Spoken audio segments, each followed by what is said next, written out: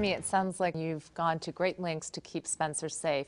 Now that he's approaching adolescence, tell us about how you're helping Spencer have a normal childhood and succeed academically and socially. Well, one of the things we've always told him is that he can still do pretty much anything that anyone else can do, even though he has epilepsy. As we approach adolescence, it will be a little different because, as we all know, as those of us who are moms, that's a whole new world that we're about to venture into that I'm not quite sure. I'm sure I'll be calling lots of other advocates to get their advice, but we try to keep him doing everything that everyone else does. He has, played t-ball and baseball in the past. He's done taekwondo. He is getting ready to start taking golf lessons. He's interested in that, so that would be a great individualized sport for him. As he's gotten older and sports teams have gotten more competitive, it's been a little bit more difficult, and so we've tried to steer him in the direction of things that he can be the most successful in, and some of those are individualized type things like golf or music lessons. He's interested in piano or guitar, so he's trying to decide right now which of those he would like to do.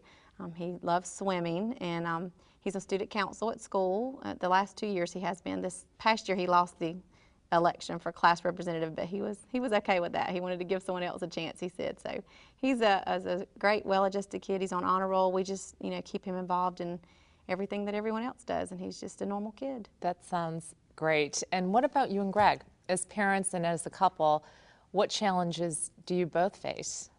Well, every couple and parent, they face challenges, and so we basically face some of the same ones that everyone else, does, but it's sometimes difficult because in the middle of all that, Spencer may have a seizure, and then the questions come of, okay, were we being too hard on him?